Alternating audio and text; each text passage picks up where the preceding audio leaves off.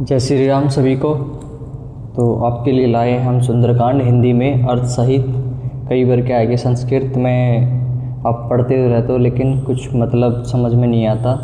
ठीक है, जिनको आता है अच्छी बात है, जिनको नहीं आता उनके लिए मैं हिंदी में आप लाया हूँ। अब मैं आपको पढ़ के सुनाऊँगा। जो भी टाइम लगेगा मैं इसको थोड़ा सा फास्ट फॉरवर्ड कर दूँगा ताकि आपको सुनने में आसानी हो और टाइम कम लगे।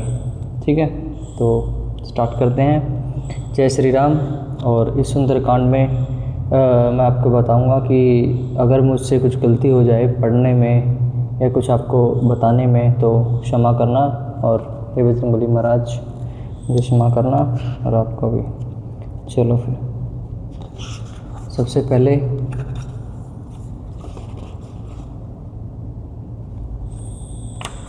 बुक्स है, बुक्स के बारे में मैं आपको बता दूंगा अगर आपको चाहिए हो तो हम सुंदरकांड ये स्टार्ट करते हैं। तो अर्थ सहित है। शांत सनातन अप्रमेय, प्राणों से परे, निष्पाप, मोक्ष रूप परम शांति देने वाले ब्रह्मा, शंभु और शेष जी से निरंतर सेवित, वेदांत के द्वारा जानने योग्य, सर्वव्यापक, देवताओं में सबसे बड़े, माया से मनुष्य रूप में दिखने वाले, समस्त पापों को हरने वाले, करुणा की खान, रघुकुल में श्रेष्ठ तथा राजाओं के शिरोमणि राम कहलाने वाले जगदीश्वर की मैं वंदना करता हूँ।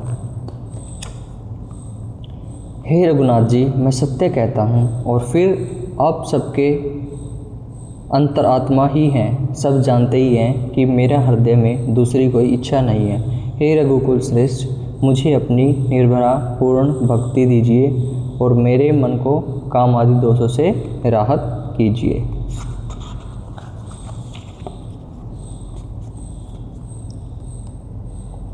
तो ये अब यहाँ से स्टार्ट होने जा रही है। ये श्लोक थे 2। अतुल बल के धाम, सोने के पर्वत, सुमेरु के समान, कांतियुक्त शरीर वाले दैत्य रूपी वन को ध्वंस करने के लिए अग्नि रूप ज्ञानियों में अग्रगण्य, संपूर्ण गुणों के निधान, वानरों के स्वामी श्री रघुनाथ जी के प्रिय भक्त पवन पुत्र श्री हनुमान जी को मैं प्रणाम करता हूँ। जय श्री राम। तो जामवन के सुंदर वचन सुनकर हनुमान जी के हृदय को बहुत ही भाई। वे बोले, हे भाई, तुम लोग दुख सहकर, कंदमूल फल खाकर तब तक मेरी राह देखना जब तक मैं सीता जी को देखकर लौटकर न आऊँ। काम अवश्य होगा, मुझे बहुत ही हर्ष हो रहा है। यह कहकर और सबको मस्तक नवाकर तथा हृदय में श्री रघुनाथ जी को धारण करके हनुमान जी हर्षित होकर चले।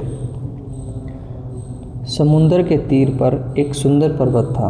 हनुमान जी खेल से ही अनायास ही कूदकर उसके ऊपर जा चढ़े और बार बार श्री रघुवीर का सम्मान करके अत्यंत बलवान हनुमान जी उस पर से बड़े वेग से उछले। जिस पर्वत पर हनुमान जी पैर रखकर चले, जिस पर से वो उछले, वह तुरंत ही पाताल में धंस गया। जैसे ही रघुनाथ जी का अमोघ बाण चलता है, उसी तरह हनुमान जी चले। समुद्र ने उन्हें श्री रघुनाथ जी का दूत समझकर मेनाक पर्वत से कहा कि हे मेनाक, तू इनकी थकावट दूर करने वाला हो, अर्थात अपने ऊपर इन्हें विश्राम दे। हनुमान जी ने उसे हाथ से छू दिया, फिर प्रणाम करके कहा, भाई श्री रामचंद्र जी का काम किए बिना मुझे विश्राम कहाँ। तो एक बार मैं चेक कर लेता हूँ कि सब सही चल रहा है।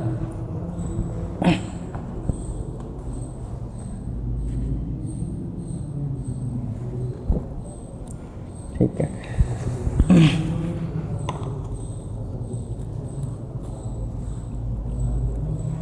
देवताओं ने पवनपुत्र हनुमान को जाते हुए देखा। उनकी विशेष बलबुद्धि को जानने के लिए उन्होंने सुरसा नामक सर्पों की माता को भेजा। उनसे आकर हनुमान जी से यह बात कही, आज देवताओं ने मुझे भोजन दिया है। यह वचन सुनकर पवन कुमार हनुमान जी ने कहा, श्री राम जी का कार्य करके मैं लौट आऊँ और सीता जी की खबर प्रभु को सुना दूँ, तब मैं आकर तुम्हारे मुंह में घुस जाऊँगा, तब मुझे खा लेना। हे माता, मैं सत्य कहता हूँ, अभी मुझे जाने दे। जब किसी भी उपाय से उसे जाने नहीं दिया तब हनुमान जी ने कहा, तो फिर मुझे खा न ले। उसने योजन भर 400 कोस का मुंह फैलाया। तब हनुमान जी ने अपने शरीर को उससे दुगना बड़ा कर लिया और उसने 16 योजन का मुख किया। फिर हनुमान जी ने तुरंत ही 32 योजन के हो गए। जैसे जैसे सुरसा मुख का विस्तार बढ़ाती थी, हनुमान जी उसका दुगना रूप दिखलाते थे। उसने 100 योजन किया तो 400 योजन का 400 का कोस का, उसने 100 योजन 400 कोस का मुख किया। तब हनुमान जी ने बहुत ही छोटा रूप धारण कर लिया और वे उसके मुख में घुसकर तुरंत बाहर निकल आए और फिर उसे सिर नवाकर विदा मांगने लगे। उसने कहा, तुम्हारे बुद्धि बल का भेद मैंने पा लिया है, जिसके लिए देवताओं ने मुझे भेजा है।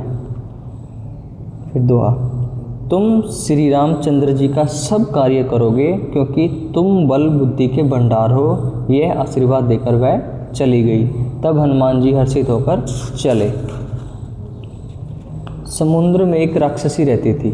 वह माया करके आकाश में उड़ते हुए पक्षियों को पकड़ लेती थी। आकाश में जो जीव जंतु उड़ा करते थे, वह जल में उनकी परछाई देखकर उसी परछाई को पकड़ लेती थी, जिससे वे उड़ नहीं सकते थे और जल में ही गिर पड़ते थे। इस प्रकार वह सदा आकाश में उड़ने वाले जीवों को खाया करती थी। उसने वही छल हनुमान जी से भी किया। हनुमान जी ने तुरंत ही उसका कपट पहचान लिया। पवन पुत्र धीर बुद्धि वीर हनुमान जी उसको मारकर समुद्र के पार गए। वहाँ जाकर उन्होंने वन की शोभा देखी। मधु पुष्प रस के लोभ से भोरे गुंजर कर रहे थे। अनेकों प्रकार के वृक्ष फल फूल से शोभित हैं। पक्षी और पशुओं के समूह को देखकर तो वह मन में बहुत ही प्रसन्न हुए। सामने एक विशाल पर्वत देखकर हनुमान जी भय त्याग कर उस पर दौड़कर जा चढ़े। शिव जी कहते हैं, हे उमा, इसमें वानर हनुमान की कुछ बड़ाई नहीं है। यह प्रभु का प्रताप है जो काल को भी खा जाता है। पर्वत पर चढ़कर उन्होंने लंका देखी। बहुत ही बड़ा किला है, कुछ कहा नहीं जा सकता। वह अत्यंत ऊंचा है, उसके चारों ओर समुद्र है। सोने के परकोटे, चार दीवारी का परम प्रकाश हो रहा है। विचित्र मणियों से जुड़ा हुआ सोने का परकोटा है। उसके अंदर बहुत से सुंदर सुंदर घर हैं, चौराहे, बाजार, सुंदर मार्ग और गलियां हैं। सुंदर नगर बहुत प्रकार से सजा हुआ है। हाथी, घोड़े, खच्चरों के समूह तथा पैदल और रथों के समूह को कौन गिन सकता है। अनेकों रूपों के राक्षसों के दल हैं। उनकी अत्यंत बलवती सेना वर्णन करते नहीं बनती।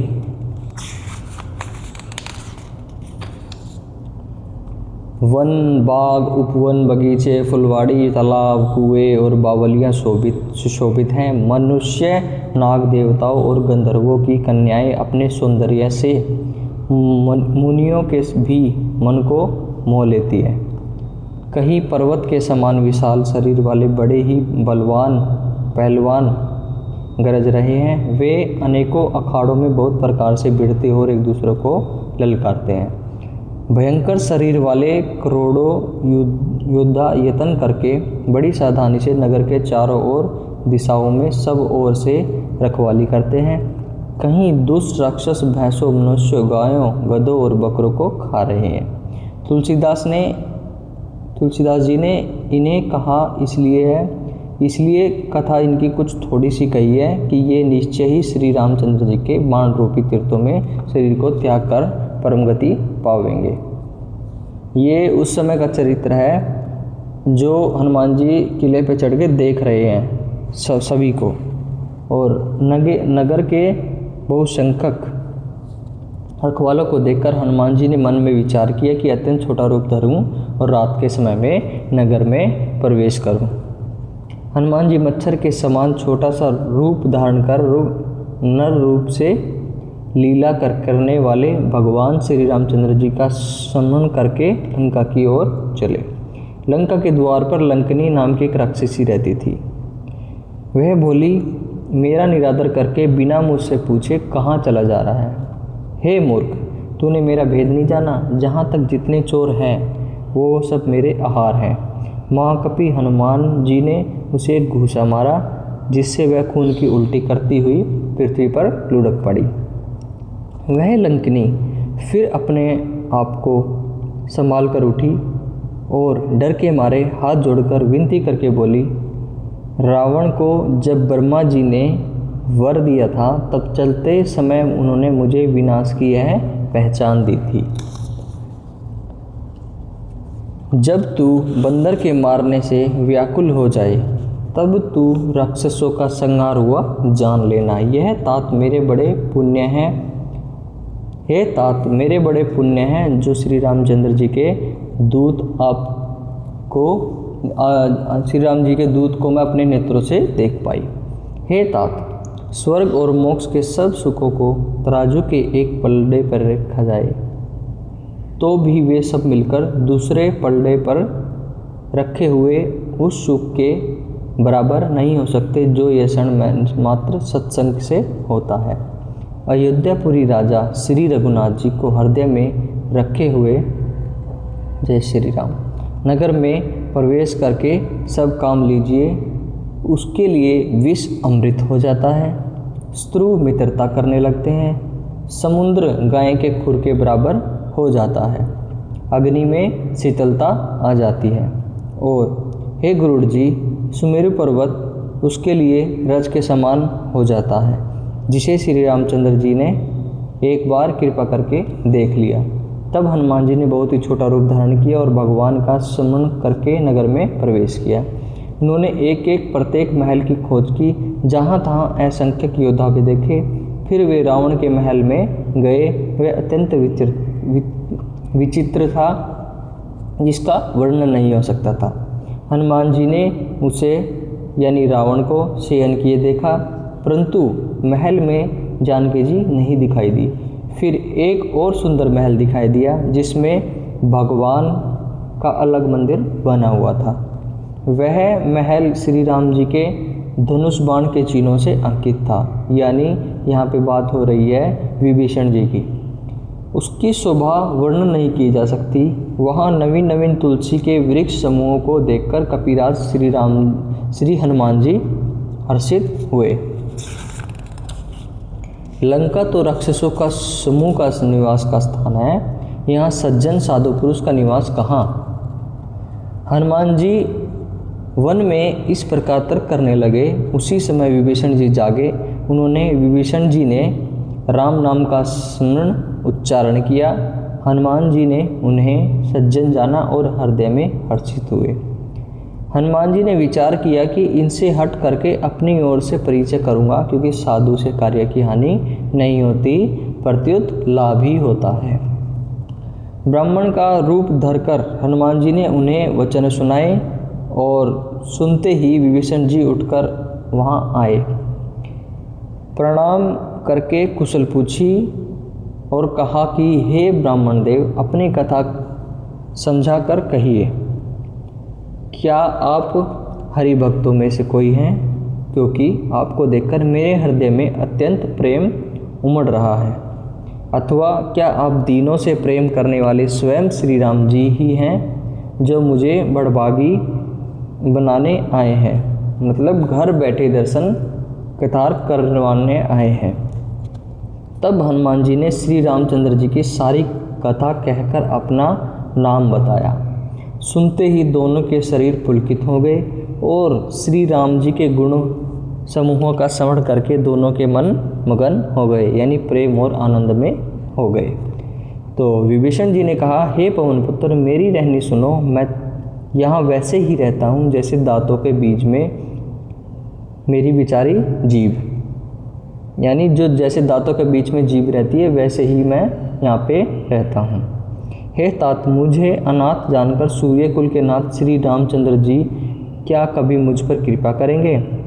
मेरा तामसी शरीर यानी राक्षसी शरीर होने से साधन तो कुछ बनता नहीं, और न मन में श्री रामचंद्र जी के चरण कमलों में प्रेम ही है। परंतु हे हनुमान जी, अब मुझे विश्वास हो गया है कि श्री राम जी की मुझ पर कृपा है, क्योंकि हरि की कृपा के बिना संत नहीं मिलते। जब श्री रघुवीर जी ने कृपा की है तभी तो आपने मुझे हट करके अपनी ओर से दर्शन दिए हैं। हनुमान जी ने कहा, हे विभीषण जी सुनिए, प्रभु की यह रीति है कि वे सेवक पर सदा ही प्रेम किया करते हैं।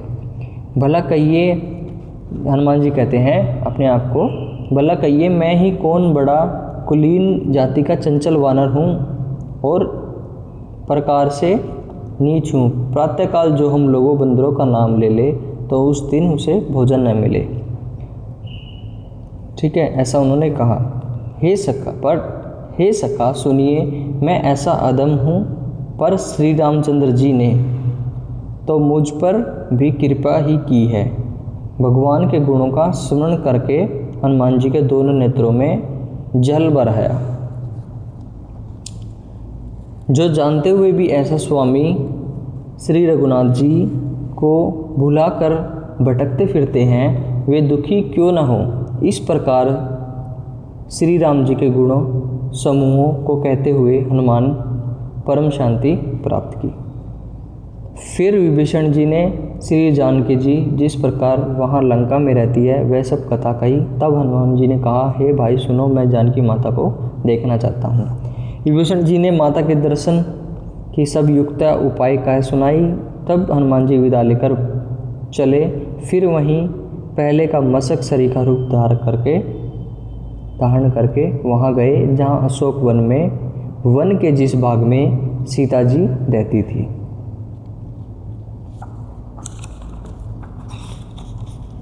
सीता जी को देखकर हनुमान जी उन्हें मन ही मन प्रणाम किया। उन्हें बैठे ही बैठे रात्रि के चारों पहर बीत जाते हैं। शरीर दुबला हो गया है, सिर पर जटाओं की वेणी है, हृदय में श्री रघुनाथ जी के गुण समूह का जाप करती है।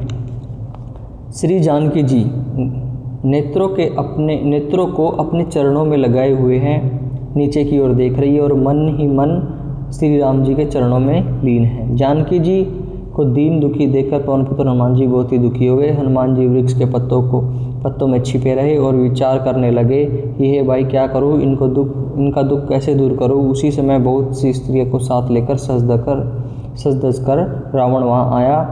उस दुष्ट ने सीता जी को बहुत प्रकार से समझाया, साम दाम भय और भेद दिखलाया। रावण ने कहा, हे सुमुखी, हे श्यानी, सुन, मनोत्री आदि सभी रानियों को मैं तुम्हारी दासी बना दूंगा। यह मेरा प्रण है, तुम एक बार मेरी ओर देखो तो सही। परम उनने अपने प्रेम स्नेही कौशलाधीश श्री रामचंद्र जी का स्मरण करके जानकी जी तिनके की आड़ में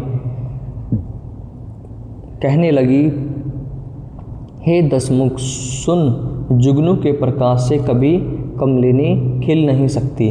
जानकी जी फिर कहती है, तू अपने लिए भी ऐसा ही मन में समझ ले। रे दुष्ट, तुझे श्री रघुवीर के बाणों की खबर नहीं। रे पापी, तू मुझे सूने में हर लाया है। रे एदम निर्लज्ज, तुझे लज्जा नहीं आती। अपने को जुगनू के समान और रामचंद्र जी को सूर्य के समान सुनकर और सीता जी के कठोर वचनों को सुनकर रावण तलवार निकालकर बड़े गुस्से में आकर बोला, सीता, तूने मेरा अपमान किया है, मैं तेरा सिर इस कठोर कृपाण से काट डालूंगा, नहीं तो जल्दी मेरी बात मान ले। हे सुमुखी, नहीं तो जीवन से हाथ धोना पड़ेगा। सीता जी ने कहा, हे दशग्रीव, प्रभु की भुजा जो श्याम कमल की माला के समान सुंदर और हाथी की सूंड के समान है, या तो वह भुजा ही मेरी कंठ में पड़ेगी या तेरी भयानक तलवार ही तेरा सठ सूना। यह मेरा सच्चा प्रण है। सीता जी कहती हैं, हे चंद्रहास, श्री रघुनाथ जी के वीर्य की अग्नि से उत्पन्न मेरी बड़ी भारी जलन को तू हर ले। हे तलवार, तू शीतल, तीव्र और श्रेष्ठ धारा बहाती है, अर्थात तेरी धारा ठंडी और तेज है। तू मेरा दुख के बोझ को हर ले। सीता जी के वचन सुनते ही वह मारने दौड़ा। तब मैदानों के पुत्र मंदोदरी ने नीति कहकर उसे समझाया। तब रावण ने सब राक्षसों को बुलाकर कहा कि जाकर सीता को प्रभु प्रकार से भय दिखलाओ। यदि महीने भर में यह कहा न माने तो मैं इसे तलवार निकालकर मार डालूँगा। यूँ कहकर रावण घर से मतलब अशोक वाटिका से चला गया। यहाँ राक्षसियों के समूह बहुत ही रूप से धरकर सीता जी को भय दिखलाने लगे। उनमें एक त्रिजटा नाम की राक्षसी थी, उसकी श्री रामचंद्र जी के चरणों में प्रीति थी और वह ज्ञान में निपुण थी। उसमें सबको बुलाकर अपना स्वप्न सुनाया और कहा, सीता जी की सेवा करने में अपना कल्याण कर लो।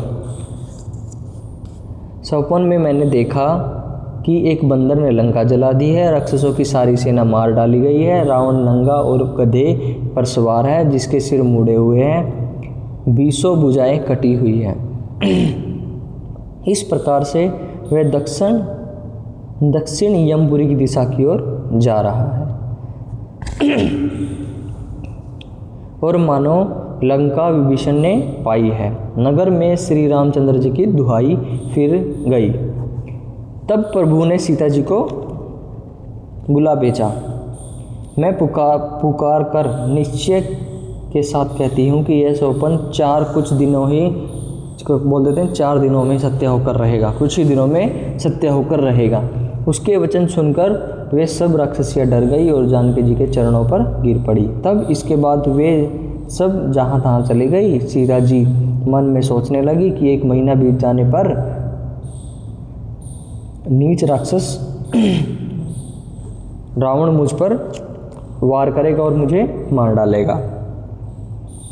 सीता जी हाथ जोड़कर त्रिजटा से बोली, हे माता, तुम मेरी विपत्ति की संगनी है, जल्दी कोई ऐसा उपाय कर जिससे मैं शरीर छोड़ सकूं। वीर्य ऐसाए हो चला है, अब यह सहा नहीं जाता।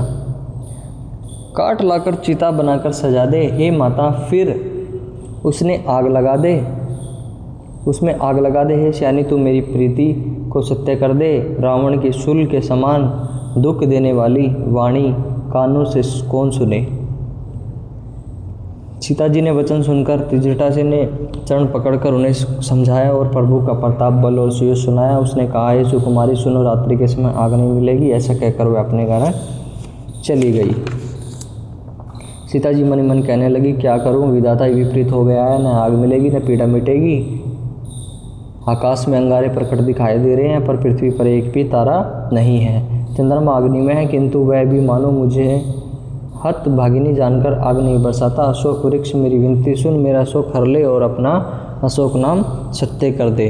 तेरे नए नए कोमल पत्ते अग्नि के समान है। अग्नि दे वीर्य रोग का अंत मत कर। अर्थात वीर्य रोग को बढ़ाकर सीमा तक न पहुँचा। सीता जी को वीर्य से प्रेम व्याकुल देखकर वह क्षण हनुमान जी को कल्प के समान बीता। तब हनुमान जी ने हृदय में विचार कर सीता जी के सामने अंगूठी डाल दी, मानो अशोक ने अंगार दे दिया। यह समझकर सीता जी हर्षित होकर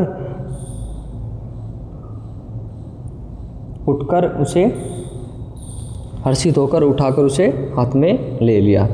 तब उन्होंने राम नाम से अंकित अत्यंत सुंदर व मनोहर अंगूठी दे दी। अंगूठी देखी, अंगूठी को पहचान कर सीता जी आश्चर्यचकित होकर उसे देखने लगी और हर्ष और विवाद से हृदय से अकुला उठी। वह सोचने लगी, श्री रघुनाथ जी तो सर्वथा अजय हैं, उन्हें कौन जीत सकता है और माया से अंगूठी ऐसी बनाई नहीं जा सकती। सीता जी मन में अनेक प्रकार के विचार कर रही थी। इसी समय हनुमान जी मधुर वचन में बोले, वे श्री रामचंद्र जी के गुणों का वर्णन करने लगे, जिनके सुनते सीता जी का दुख भाग गया। वे कान और मन लगाकर उन्हें सुनने लगी। हनुमान जी ने आदि से लेकर सारी कथा सुनाई। सीता जी बोली, जिनके कानों के लिए अमृत रूप यह सुंदर कथा कही, ये भाई प्रकट क्यों नहीं होते। तब हनुमान जी उनके पास चले गए और उन्हें देखकर सीता जी मुंह फेर कर बैठ गई। उनके मन में आश्चर्य हुआ। हनुमान जी ने कहा, हे माता जानकी, मैं श्री राम जी का दूत हूँ, करुणा निधान की सच्ची शपथ करता हूँ। हे माता, यह अंगूठी मैं ही लाया हूँ। श्री राम जी ने मुझे आपके लिए यह शाहिदानी निशानी या पहचान दी है। सीता जी ने पूछा, नर और वानर का संग कहो कैसे हुआ। तब हनुमान जी ने जैसे संग हुआ वह सब कथा कही। हनुमान जी के प्रेम युक्त वचन सुनकर सीता जी के मन में विश्वास उत्पन्न हो गया। उन्होंने जान लिया कि यह मन, वचन और कर्म से कृपा सागर श्री रघुनाथ जी का दास है। भगवान जी का जन सेवक जानकर अत्यंत गाढ़ी प्रीति हो गई। नेत्रों में प्रेमाश्रुओं का जल भराया, यानी आंसुओं से जल भराया, और शरीर अत्यंत पुलकित हो गया। सीता जी ने कहा, हे तात हनुमान, विरह सागर में डूबती हुई मुझको तुम जहाज हुए, मैं बलिहारी जाती हूँ। अब छोटे भाई लक्ष्मण जी सहित खर के स्तरु सुख धाम प्रभु को कुशल मंगल कहो। श्री रघुनाथ जी तो कोमल हृदय और कृपालु हैं, फिर हे हनुमान, उन्होंने किस कारण मुझे यह निष्ठुरता धारण कर ली है। सेवक को सुख देना उनके स्वाभाविक बाण है। वे श्री रघुनाथ जी क्या कभी मेरी मदद करेंगे? हे तात, क्या कभी उनके कोमल सावले अंगों को देखकर मेरे नेत्र शीतल होंगे? मुख से वचन नहीं निकलता, नेत्रों में विरह की आंसुओं का जल भरा है। वे बड़े दुख से बोली, हे नाथ, आपने मुझे बिल्कुल ही भुला दिया। सीता जी को विरह से प्रेम व्याकुल देखकर हनुमान जी कोमल और विनीत वचन बोले, हे माता, सुंदर कृपा के धाम प्रभु भाई लक्ष्मण जी के सहित शरीर से कुशल हैं, परंतु आपके दुख से दुखी हैं। हे माता, मन में गलानी न मानिए, मतलब मन छोटा करके दुख न कीजिए। श्री रामचंद्र जी के हृदय में आपसे दुगना प्रेम है। हे माता, अब धीरज धरकर श्री रामचंद्र जी को मन में रखिए, फिर श्री हनुमान जी का संदेश सुनिए। ऐसा कहकर हनुमान जी प्रेम से गदगद हो गए। उनके नेत्रों में प्रेमाश्रु का जल भरा। हनुमान जी बोले, श्री रामचंद्र जी ने कहा कि हे सीते, तुम्हारे वियोग में मेरे लिए सभी पदार्थ प्रतिकूल हो गए हैं। वृक्षों के नए नए कोमल पत्ते मानो अग्नि के समान हैं, रात्रि काल रात्रि के समान है, चंद्रमा सूर्य के समान है, और कमलों के वन भालों के वन के समान हो गए हैं। मेघ मानो खोलता हुआ तेल बरसाते हैं। जो हित करने वाले थे वे ही अब पीड़ा देने वाले हैं। त्रिविध शीतल मंद सुगंध वायु सांप के श्वास के समान जहरीली और गर्म हो गई है। मन का दुख कह डालने से भी कुछ घट जाता है, पर कहूँ किससे? यह दुख कोई नहीं जानता। यह हे प्रिय, मेरे और तेरे प्रेम का तत्व रहस्य एक मेरा मन ही जानता है, और वह मन सदा तेरे ही पास रहता है। जब मेरे प्रेम का सार इतने में ही समझ ले। प्रभु का संदेश सुनते ही जानकी जी प्रेम में मगन हो गई, उन्हें शरीर की सुध न रही।